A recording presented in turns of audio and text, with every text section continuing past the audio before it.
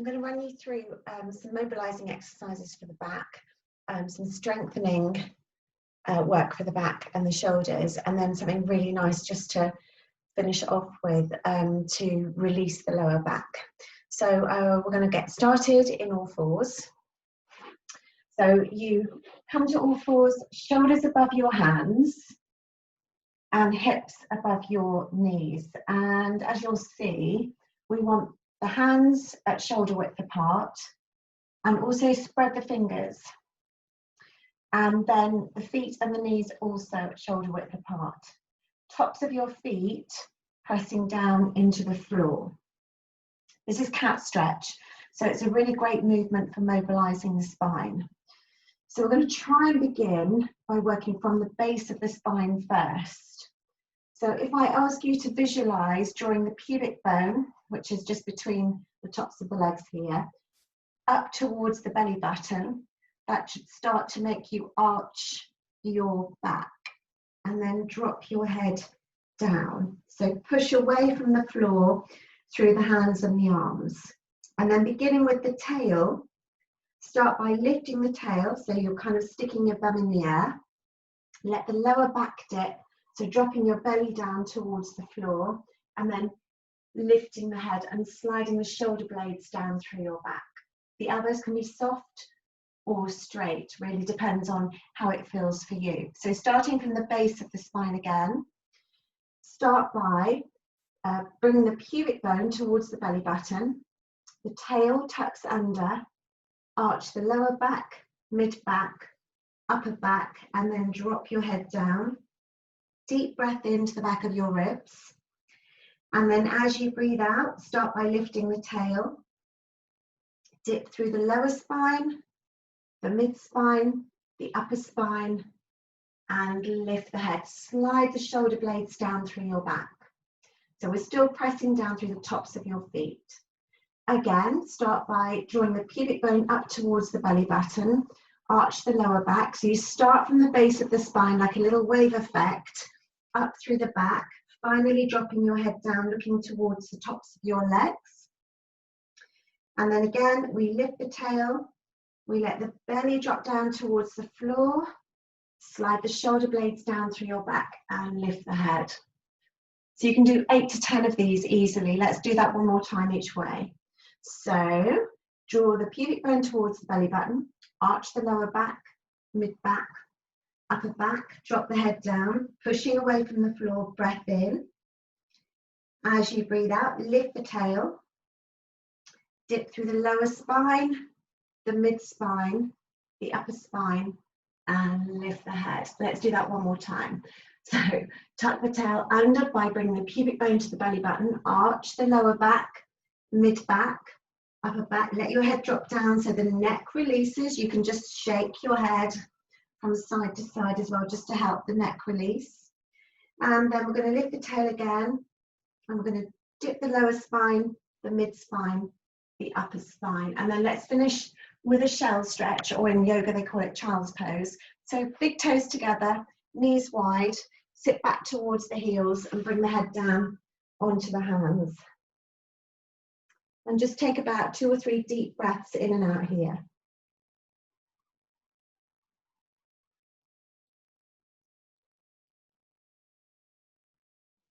So as you're holding this pose and you're breathing, really breathe deeply into the back of your ribs. So really moving the ribs, expanding all the muscles that attach to the ribs.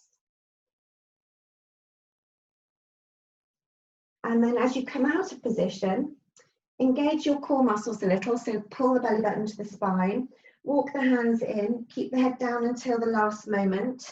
And you're just really restacking your spine, putting the vertebrae on top of one another. And then from here, we're going to come into, we call it pike in Pilates. This is just a full back line stretch. So back to all fours again, tuck the toes under. We're going to lift the bottom, or lift the knees, engage the core, lift the bottom up towards the ceiling, and then drop the heels back towards the floor. So don't worry if your heels don't go back to the floor, but kind of go as far as you can there, just to get this length down through the back of the leg and into the ankles. Okay, so just lifting the belly button up towards the spine. And if you've got the flexibility there, bring the head through the arms, looking towards the legs, or imagine looking for your belly button. And kind of feel like you're lifting your shoulder blades up through your back towards the waist. And then we're going to take a breath in. As you breathe out, lift your heels, take a little sway forward over the hands, and then bend your knees and slowly come down. So again, just take the weight off the wrist for a moment, give them a shake out. We're going to do plank next. So this is a strengthening exercise for the shoulders and the core and the legs. So I'm going to show you a modification as well. So into all fours, and then from here, we're going to bring the elbows down beneath the shoulders, directly down beneath the shoulders, okay? Not too forward, not too far back, right beneath the shoulders. And you can clasp your hands. Modify this by sending your knees back as far as they'll go, and then just hold that position, realigning if you need to, so the elbows are beneath the shoulders. And then you just keep lifting the belly button to the spine to engage the core. So that's our modified version. That's super modified. So now we can go into full plank if you want to. We take one leg back as far as it will go, so the leg is straight, tuck the toes under, and then the other leg. Once you've got your grip, drop your hips down to about shoulder height. And then make sure the elbows are still beneath the shoulders. So keep drawing the belly button up towards the spine, looking towards your hands, and we're just going to hold it here. Flatten the back of the knees towards the ceiling and feel as though the shoulder blades are sliding down through your back. And then let's hold it here. So keep that pushing back into the heels so we take the body weight down through the legs as well. And keep the forearms quite relaxed. You will feel this in your shoulders. So we're going to hold it for another count of maybe 10. You may have had enough. So 10, 9, 8, 7, 6, 5, 4, 3, 2, 1. You bend one knee or both knees to come down. And again, just come off the wrist for a moment and restack. So you can hold that. If you haven't done plank before, or you're newish to it, start at 5 seconds, hold it, then 10 seconds, 15 seconds. It is great strengthening work. And because you haven't got to work your wrists, it's great if you've had a wrist break because you're actually working through your forearms. But make it work for you, don't overdo it. If you want to work on strengthening, then work to the point of slight fatigue, but make sure you don't lose the actual quality of the movement. It's better to do a shorter length and really keep the quality with everything working as it should be. That goes for everything in Pilates. Something a little more relaxing. So lie on your back.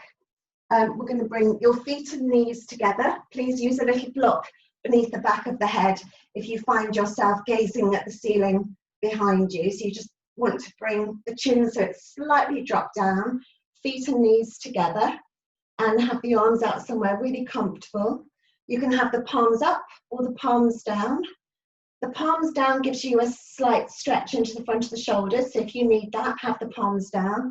Or for a little bit more relaxation, have the palms up because it helps to just switch the hands and the arms up, hands and arms off.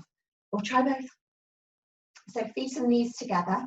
So we start in neutral, so make sure you're not arching in the lower back. Okay. And then from here, we're going to take both knees off to one side. So just draw the belly button down towards the spine, and you'll notice my upper foot has come off the floor, but the ankles and the knees are staying together. And then slowly bring the knees back into center, and then take them to the other side. So as you go to the side, draw the belly button in towards the spine. So we're just working here on the muscles in the lower back, lengthening the lower back muscles. It's a really great movement. if your lower back is feeling a bit cranky, if you've been gardening, if you've been a long time in the car, all of those things, long time sitting of any description, okay? So it's just one of those rebalancing, really nourishing movements for the muscles and the bones in the lower back. And it's a great exercise to practice a breathing pattern with. So perhaps try breathing out as you go to the side, and then when you're ready to breathe in, bring your knees to center. So breathe out to the side, gently drawing the belly button down towards the spine, and then use your breath in when you're ready to come back to center. So allow your breathing to guide the pace. Keep the shoulder blades on the floor and your head can be center.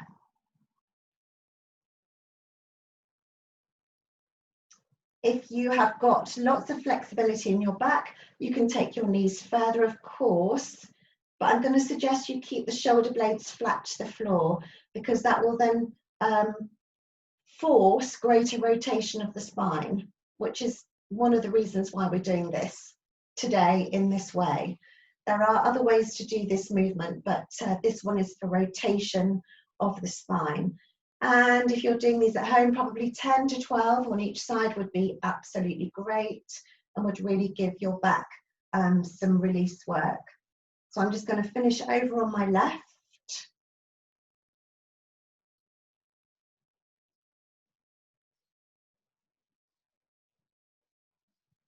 And then bring your knees into center. You can take a full stretch out, or if you want to, you can hug your knees in towards the chest. That's also a great stretch for backs. And the higher up and in you bring the knees, the more lengthening work we get into the lower and mid back muscles. Just make sure the shoulders are down.